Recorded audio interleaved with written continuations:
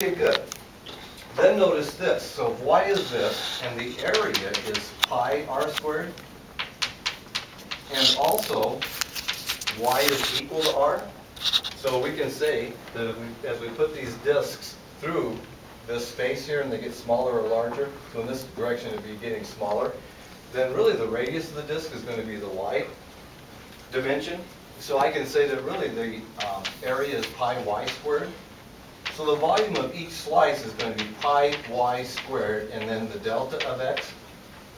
That's going to be the volume of each slice. And of course we want an infinite number of those.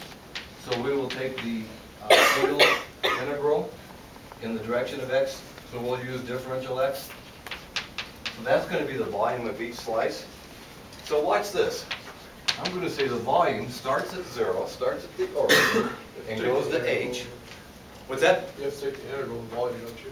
Yes, this is each slice, so now we're going to take the integral of volume. So now we're going to take all the slices, an infinite number of them, or you can think of these slices getting infinitely small, same thing. Good. But what's going to be the limits of integration? I'm going to start at 0 and go how far next? H.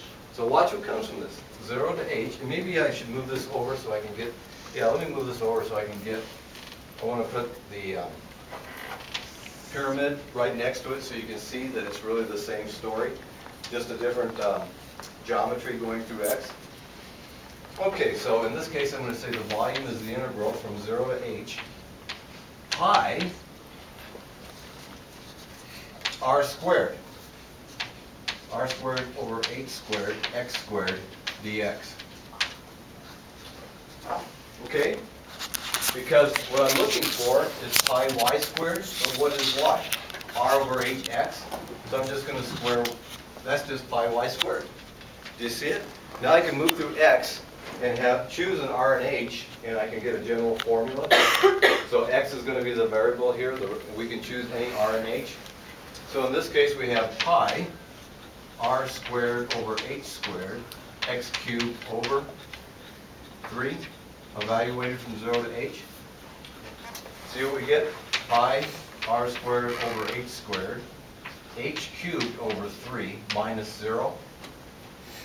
Okay, so I won't even subtract it, minus 0. So if we cancel h, if we just divide everything by h squared, we have pi r squared h over 3. Is that not the volume of a cone? Of course it is. Okay, now watch. We'll do the same thing with this guy. So what I want you to do is recognize that the author really starts with a story like this, but he does a circle. I want to give you something different. Oh, and then I noticed the author ends with this story. And I said, well, wait a minute. I can really tell the same story, beginning and end, and then we can put everything in between as discs, washers, and shelves. Okay, so that's what you're really looking for.